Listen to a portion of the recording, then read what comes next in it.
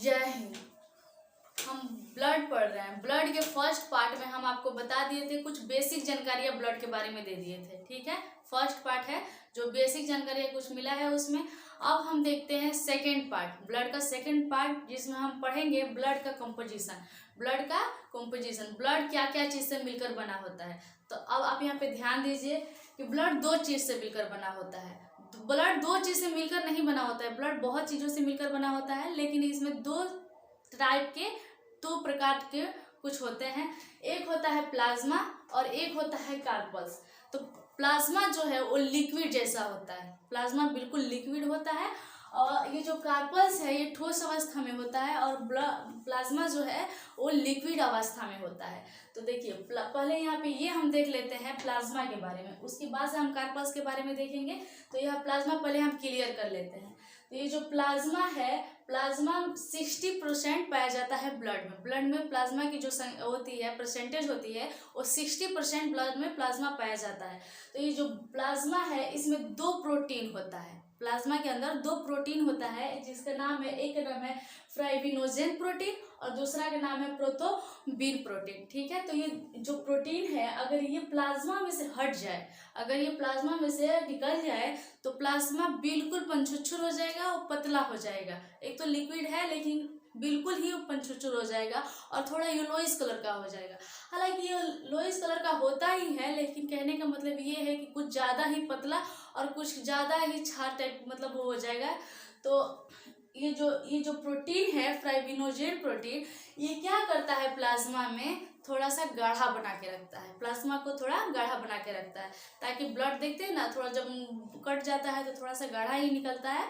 तो ये जो फाइब्रिनोजेन प्रोटीन है प्लाज्मा को थोड़ा सा गाढ़ा बना के रखता है। ठीक है, आप प्लाज्मा के बारे में कंप्लीट समझिए कि ब्लड में 60% पाया जाता है ब्लड प्लाज्मा। ठीक है, अब देखिए कार्पल्स, प्लाज्मा लिक्विड अवस्था में होता है। अब कार्पल्स देखिए, कार्पल्स को हम रुद्राणु बोलते हैं, कार्पल्स को हम रुद्राणु बोलते हैं, जो हमारे ब्लड में 40% पाया जाता है, हमारे ब्लड में 40% पाया जाता है, जो ठोस अवस्था में होता है। अब देखिए कार्पल्स को हम 3 भाग में बांटे हुए हैं, कार्पल्स को हम 3 भागों में बांटे हुए हैं। पहला देखिए आरबीसी, और दूसरा है डब्ल्यूबीसी, और तीसरा है प्लेटलेट। आरबीसी का मतलब है रेड ब्लड कार्पल्स, और डब्ल्यूबीसी का मतलब है व्हाइट ब्लड कार्पल्स, और तीसरा है प्लेटलेट। ठीक है, अब यहाँ एक एक करके देखते हैं। जो आरबीसी है, आरबीसी का टेक्निकल नाम क्या है? आरबीसी का टेक्निकल नाम है एरिथ्रोसाइट, टेक्निकल नाम एरिथ्रोसाइट। अब ये आरबीसी में कितना पाया जाता है? आरबीसी की संख्या हमारे ब्लड में कितना होती है? आरबीसी की संख्या हमारे ब्लड में 50 लाख होती है। कितना होती है? 50 लाख होती है। तो इसको हम 5 मिलियन भी बोल सकते हैं। ठीक है, इसको मिलियन में हम 5 मिलियन बोल सकते हैं।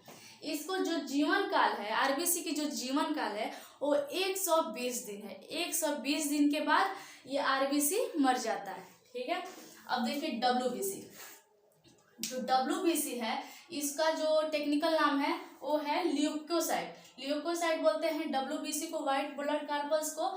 इसमें जो संख्या होती है डब्ल्यूबीसी की ब्लड में, इसमें 10,000 होती है। इसमें कितनी होती है? 10,000 होती है, 10,000 होती है। अगर ये 10,000 से कम हो जाए हमारे ब्लड में, 10,000 से अगर कम हो जाए तो हमें बहुत ही भयानक बीमारी हो जाती है, कैंसर, कैंसर और एचआईवी और कैंसर हो जाती है। ये ऐसी बीमारी है, एचआईवी तो हो जाएगा तो कोई किसी को बता भी नहीं पाएगा। ठीक है, तो इसको बहुत जरूरी है डब्ल्यूबीसी को अपने बॉडी में मेंटेन रखना। ठीक है, तो डब्ल्यूबीसी की संख्या कितनी होनी चाहिए ब्लड में? 10,000, थोड़ा सा ऊपर रहेगा तो चलेगा लेकिन कम नहीं होनी चाहिए। ठीक है, इसकी जो जीवन काल है डब्ल्यूबीसी कितना दिन में मर जाता है? डब्ल्यूबीसी की जो जीवन काल है वो 4 दिन है, 4 दिन के अंदर ये मर जाता है, इसका खत्म काम। अब देखिए प्लेटलेट, प्लेटलेट जो है उसको हम बोलते हैं थ्रोम्बोसाइट, थ्रोम्बोसाइट बोलते हैं, इसका टेक्निकल नाम है थ्रोम्बोसाइट। जो प्लेटलेट है इसमें 2 लाख पाया जाता है, प्लेटलेट में 2 लाख संख्या पाई जाती है। प्लेटलेट की संख्या हमारी बॉडी में 2 लाख होती है। इसकी जीवन काल कितनी होती है? ये 7 दिन के अंदर मर जाता है। ठीक है, अब एक चीज आप यहाँ पे ये देखिए कि आरबीसी का ब्लड रेड होता है, आरबी ब्लड में आरबीसी पाने के कारण, आरबीसी होने के कारण इसमें हीमोग्लोबिन होता है, इसमें हीमोग्लोबिन पाया जाता है, इसीलिए ब्लड का रंग रेड होता है। ये जो WBC है इसमें हीमोग्लोबिन नहीं पाया जाता है, इसीलिए ये ब्लड का रंग वाइट कलर का होता है। ठीक है, इतना समझ लीजिए। अब एक और बात यहाँ पे ध्यान दीजिए, ये जो WBC है और प्लेटलेट है, WBC में लाइसोसोम पाया जाता है, जब ये मर जाता है और जब ये प्लेटलेट मर जाता है तो ये दोनों को पचाने के लिए लाइसोसोम है। लाइसोसोम इसमें पाया जाता है। आपका काम, आपको तो पता है कि लाइसोसोम का क्या काम है। लाइसोसोम को काम है उसको पचा जाना। कोई खराब चीज़ हो गया है, जैसे कोशिका भी खराब हो गई तो उसको पचा जाना, ये इन दोनों ब्लड में लाइसोसोम पाया जाता है।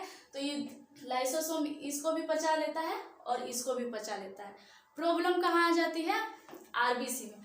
RBC में लाइसोसोम नहीं पाया जाता है ना। आपको पहले हम बताएं कि RBC में लाइसोसोम नहीं पाया जाता है। तो अब ये खराब हो जाता है तो कहाँ जाता है बताइए? ये खराब हो जाता है तो हम आपको बता दिए हैं कि ये खराब हो जाता है RBC, तो हमारे यहाँ पर स्प्लीन, प्लीहा या तिल्ली कहते हैं उसको, स्प्लीन को, वो क्या करता है RBC को खींच लेता है। ये मर जाता है RBC, पूरा बॉडी में ऐसे ही घूमता रहता है मरकर। तो स्प्लीन देखता है तो क्या करता है, अब उसको खींच लेता है और अपने आप में उसको दफन कर देता है। तो इसीलिए RBC स्प्लीन को RBC का कब्र भी कहा जाता है। ठीक है, इतना समझ गए आप? ये जो अब देखिए, जिसमें RBC 50 लाख रहेगा उसको कभी भी थकावट नहीं होगी। स्टूडेंट लाइफ में तो ज़्यादा बर्बाद कर देता है। अगर 5 लाख 50 लाख से कम हो जाए RBC तो उसको नींद आने लगेगा, जल्दी से आलस आने लगेगा।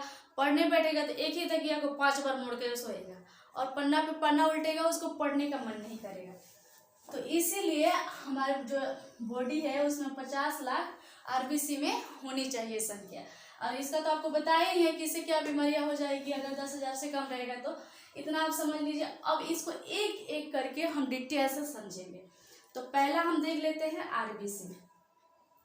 पहला है RBC, जिसको एरिथ्रोसाइट कहा जाता है।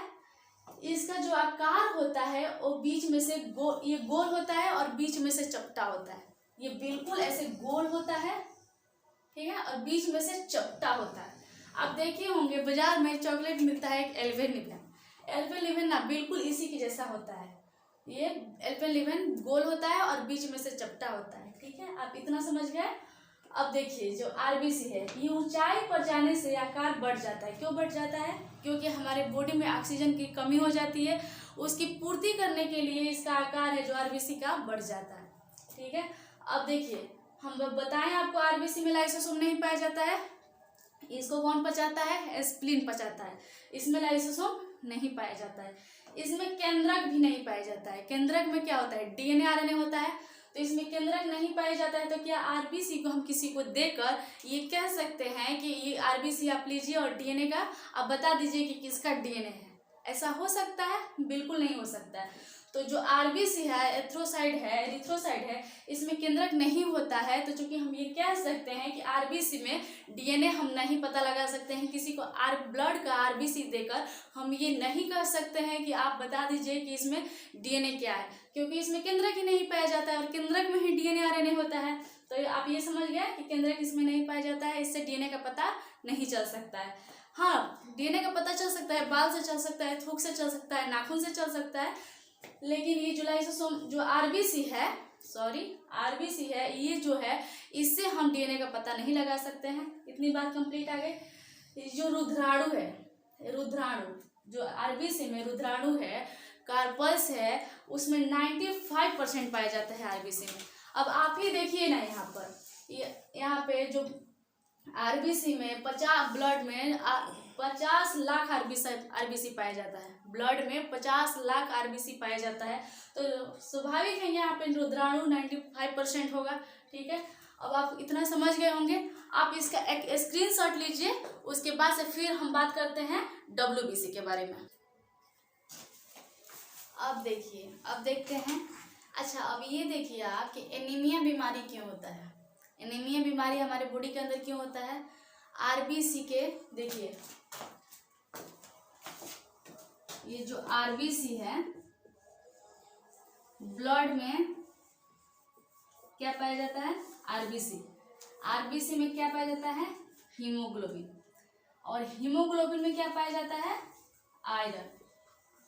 तो आयरन देखिए, अगर हम आयरन नहीं खाएंगे, ये हम आरबीसी की बात कर रहे हैं यहाँ पर, अभी हम पढ़ाए ना आपको आरबीसी की बात कर रहे हैं यहाँ पर।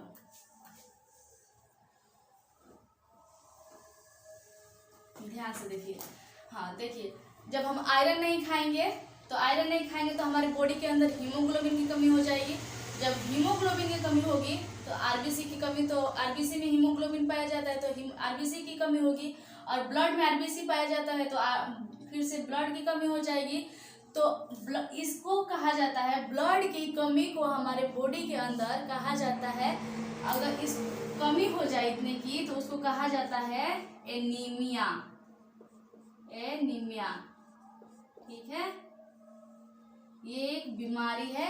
क्यों होता है इसका प्रोसेस समझ लीजिए। एनीमिया इसलिए होता है कि ब्लड में आरबीसी पाया जाता है, आरबीसी में हीमोग्लोबिन पाया जाता है और हीमोग्लोबिन में आयरन पाया जाता है। तो देखिए, जब हम आयरन नहीं खाएंगे तो हीमोग्लोबिन की कमी हो जाएगी, जब हीमोग्लोबिन की कमी होगी तो आरबीसी की कमी हो जाएगी, और आरबीसी की कमी होगी तो हमारे बॉडी के अंदर ब्लड की कमी हो जाएगी। ब्लड की कमी हो जाएगी तो उसी को कहा जाता है ब्लड अल्पलता। अल्पता कहते हैं, ब्लड अल्पता। इसको हिंदी में कहा जाता है ब्लड अल्पता। और इसकी होने वाली बीमारियां है एनीमिया। ये थोड़ा आरबीसी के बारे में आपको समझाना था, ठीक है, समझ गए हैं। अब देखिए डब्ल्यूबीसी के बारे में। आरबीसी हम कंप्लीट समझ गए हैं, अब डब्ल्यूबीसी के बारे में देखिए। डब्ल्यूबीसी व्हाइट ब्लड कॉर्पस, इसका जो नाम है, बायोलॉजिकल नाम है ल्यूकोसाइट, इसको ल्यूकोसाइट है। अब यहाँ पे देखिए, इसका आकार अनिश्चित होता है, इसका कोई आकार नहीं होता है। जो डब्ल्यूबीसी है इसका कोई भी आकार निश्चित नहीं होता है, ये अनिश्चित होता है, ठीक है। अब इसमें डब्ल्यूबीसी में केंद्रक पाया जाता है, ये हम कह सकते हैं कि हम डब्ल्यूबीसी किसी को देखकर हम ये बता सकते हैं कि हमारा डीएनए क्या है क्या नहीं है, क्योंकि केंद्रक पाया जाता है, केंद्रक में ही डीएनए आरएनए होता है। तो केंद्रक पाया जाता है तो डीएनए का हम पता लगा सकते हैं डब्ल्यूबीसी से, ठीक है। ये रोगों से रक्षा करता है, जो हमारे बॉडी के अंदर जो रोग होते हैं उससे रक्षा करता है। अब ये देखिए यहाँ पे रोगों से हमें रक्षा कैसे करता है। पहले तो आप यहाँ ये देख लीजिए, बेसोफिल, इसिनोफिल और न्यूरोफिल, इन तीनों का ना कोई ज्यादा खास काम नहीं है इन तीनों का भी, लेकिन कुछ ज्यादा खास नहीं है। आप यही तीनों को समझिए, एंटीबॉडी, लिम्फोसाइट और मोनोसाइट, यही तीनों को समझिए, ठीक है। देखिए मान लीजिए जैसे हमारे बॉडी के अंदर कोई मच्छर काट लिया, ठीक है, कोई मक्खी काट ली, कोई विषाणु हमारे बॉडी के अंदर चला गया, तो जब जैसे हमारी बॉडी के अंदर एंट्री करता है तो वैसे ही एंटीबॉडी देख लेता है। जब एंटीबॉडी देख लेता है तो ये तुरंत क्या करता है, उसको मारने के लिए जाता है। लेकिन ये कहता है एंटीबॉडी कि अकेले हम मारेंगे नहीं, ये जाता है लिम्फोसाइट के पास। लिम्फोसाइट के पास जाके बोलता है, एंटीबॉडी लिम्फोसाइट को उठाता है और बोलता है कि कोई हमारे बॉडी के अंदर विषाणु घुस गया है। तो ये लिम्फोसाइट क्या करता है, उठता है और एंटीबॉडी के साथ जाता है और जाके उस विषाणु को मार देता है। ये जो लिम्फोसाइट है ये टी प्रकार का होता है, ऐसे होता है, ऐसे ABCD वाला है, टी प्रकार का होता है। इसका जो स्ट्रक्चर होता है ये टी प्रकार का होता है, ठीक है। तो ये जाता है, अगर ये विषाणु से मजबूत हो तो वहीं अकेले ही मार देगा, अकेले मार के खत्म कर देगा, ठीक है। तो एंटीबॉडी क्या करता है, देखता है बीमारी को और लिम्फोसाइट के पास जाता है। लिम्फोसाइट क्या करता है, उठता है और तुरंत जाता है, और अगर यही ताकतवर है थोड़ा सा तो ये क्या करेगा, जाके उस विषाणु को तुरंत वही मार के खत्म कर देगा, एंटीबॉडी उसके साथ लेने की भी जरूरत नहीं पड़ेगा, ठीक है। अब देखिए मोनोसाइट, ये जो मोनोसाइट है ये क्या करता है कि जब ये लिम्फोसाइट मार देता है, ये लिम्फोसाइट मार के चला गया, इसका काम इतना ही है कि वो मार के चला गया। ये मोनोसाइट का क्या काम है, जब ये मार कर चला जाता है तो एंटीबॉडी आता है मोनोसाइट के पास और बोलता है कि लिम्फोसाइट का काम तो है कि मार दिया, मार कर चला गया, अब आप चल के उस विषाणु को खा जाइए, भक्षण कर लीजिए। मान लीजिए कि अगर कोई विषाणु को मार दिया, अगर उसका कोई भक्षण नहीं करेगा तो हमारी बॉडी के अंदर वैसे ही चलता रहेगा, तो इससे और भी हमारे बॉडी के अंदर प्रॉब्लम हो सकती है। तो उसको पचाने के लिए कोई तो चाहिए ना, तो बीमारी को भक्षण करने वाले को क्या कहते हैं, मोनोसाइट। मोनोसाइट क्या करता है, बीमारियों का भक्षण करता है, उसको खा जाता है, ठीक है। अब देखिए जो HIV होता है और कैंसर होता है तो उसमें क्या होता है, उसमें ना ये लिम्फोसाइट ही मर जाता है, उसमें बेचारा ये लिम्फोसाइट ही मर जाता है। तो मान लीजिए एंटीबॉडी देखेगा और आगे लाख लिम्फोसाइट को उठाएगा, उठिए ना उठिए ना उठिए ना, उठाते रह जाएगा, लिम्फोसाइट तो मर गया है। जब ये मर गया है तो उठेगा कहाँ से, तो बेचारा ये लिम्फोसाइट ही मर जाता है। इसीलिए HIV हमारे बॉडी के अंदर बहुत तेजी से बढ़ जाता है और कैंसर। ठीक है, आप समझ गए। अब देखिए इसका, इसीलिए ये रोगों से क्या करता है, रक्षा करता है। इसका आप समझ लीजिए WBC का। अब देखते हैं प्लेटलेट का। प्लेटलेट जिसको हम हिंदी में बिम्बाणु बोलते हैं, ये बिम्बाणु, इसका आकार जो होता है उत्तल लेंस की तरह होता है। ये जो प्लेटलेट होता है इसका आकार उत्तल लेंस की तरह होता है। ठीक है, इसका केंद्रक नहीं पाया जाता है, प्लेटलेट में भी केंद्रक नहीं पाया जाता है। अर्थात हम ये कह सकते हैं कि किसी को प्लेटलेट भी देकर हम ये नहीं बता सकते हैं कि हमारा DNA क्या है। ठीक है, हम आपको पहले भी बताएं कि DNA कैसे पता लग सकता है, नाखून से, फिर से थूक से, फिर से लार से, बालों से, ये सब DNA पता लग सकता है। लेकिन प्लेटलेट में केंद्रक नहीं, क्योंकि इस सब में केंद्रक होता है, केंद्रक होता है, इसमें DNA RNA पाया जाता है। लेकिन जो ये प्लेटलेट है इसमें केंद्रक नहीं पाया जाता है, इसमें DNA नहीं पाया जाता है, इसमें DNA RNA नहीं होता है। इसलिए हम DNA का पता नहीं कर सकते हैं किसी को प्लेटलेट देकर। ठीक है, ब्लड का जो होता है उसमें हम नहीं देकर बता सकते हैं कि क्या DNA है। ये शक्ति प्रदान करता है। देखिए अब ध्यान से, प्लेटलेट क्या करता है, हमें शक्ति प्रदान करता है। इसकी संख्या कितनी थी WBC की? WBC की 10,000 थी। हम पहले बताएं कि अगर कम हो गया तो बीमारी हो जाएगी, और अगर ठीक रहा तो सब कुछ ठीक रहेगा, ज़्यादा हो गया तो भी काम चलेगा। लेकिन जो ये प्लेटलेट है इसमें होती है, जो प्लेटलेट की संख्या हमारे ब्लड में होती है, कितनी होती है? 2 लाख होती है। 2 लाख होती है। तो अगर 2 लाख से जो प्लेटलेट है अगर 2 लाख से कम हो गया, मान लीजिए कम हो गया, तो क्या होगा? तो हमें बीमारी हो जाएगी। बीमारी कौन सी होगी? हमें डेंगू हो जाएगा। डेंगू मलेरिया होता है ना, तो डेंगू हो जाएगा। देखिएगा ये जो 2 लाख होती है इसकी संख्या, ब्लड में प्लेटलेट की संख्या जो 2 लाख होती है वो क्या हो जाएगा? 20,000, 30,000, 10,000 ऐसे आ जाएगा। नहीं मतलब ज़्यादा से ज़्यादा 20,000, 30,000 तक आ जाएगा। तो जब 20-30,000 तक आ जाएगा तो आप खुद ही सोचिए कि उसको क्या होगा। 2 लाख की जगह ब्लड में 2 लाख प्लेटलेट होनी चाहिए। 2 लाख अगर हट गया और 30,000 की कोई वैल्यू है? 2 लाख की जगह 30,000 की क्या वैल्यू है? कुछ भी वैल्यू नहीं है। तो क्या होता है उसमें आता है चक्कर आता है। देखिए जिसको डेंगू हो जाएगा ना, उसको बोल दीजिएगा 1st फ्लोर से 2nd फ्लोर तक चला जाए तो जाकर चक्कर आ जाएगा, उसको वहीं पे गिर जाएगा। ठीक है, तो इसकी कमी, इसके अगर हमारे जो ब्लड है, ब्लड में प्लेटलेट की कमी हो जाने के कारण कौन सी बीमारियां होती है? डेंगू मलेरिया हो जाएगी। ठीक है, तो ये हमें शक्ति प्रदान करता है। अगर हमें ज़्यादा रहेगा, ये जो प्लेटलेट है अगर हमारे बॉडी के अंदर मेंटेन बनाए रखा, 2 लाख बना रहा, तो हमारे ये शक्ति प्रदान करता है। फिर देखते हैं आप गांव के लोगों के, उनमें ज़्यादा प्लेटलेट होता है, कभी थकते ही नहीं है, लाख काम कर लेते थकते नहीं है। उसी में कोई कोई होता है एकदम सुकवास, सत्वास जैसा, फट से थक जाता है, वहीं पे बैठ जाता है। 1 घंटा पढ़ेगा, उसके बाद से बैठ जाएगा वहीं पर, एक काम करेगा वहीं पर बैठ जाएगा वहीं पर। लेकिन गांव के लोगों में हमको लगता है कि प्लेटलेट की संख्या ज़्यादा होता है, इसीलिए दिन भर काम करते रहते हैं, थकते ही नहीं है, इसीलिए ये शक्ति प्रदान करता है। आप इतना समझ गए कि इसमें 2 लाख संख्या होगी तो ये शक्ति प्रदान करेगा। अगर कम हो गई, 10-20 हज़ार पे आ जाएगी तो क्या होगा? इससे बीमारी होने वाली कौन सी बीमारी होगी? डेंगू मलेरिया होगी। अब डेंगू मलेरिया क्या चीज़ से ठीक होता है जी? गिलोय, एलोवेरा, गोट मिल्क और फ्रूट।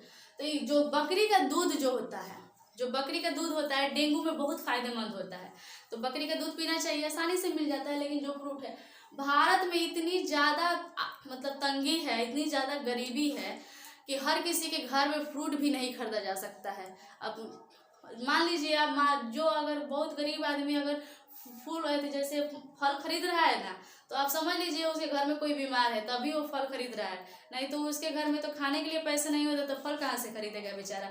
तो इसीलिए ये भी बहुत बड़ी प्रॉब्लम है इंडिया में, तो इसको भी सुधार करना चाहिए। देखिए अब आप ब्लड के बारे में इतना समझ गए, ब्लड कंपोजिशन के बारे में समझ गए। अब हम तीसरे पार्ट में बात करेंगे आपसे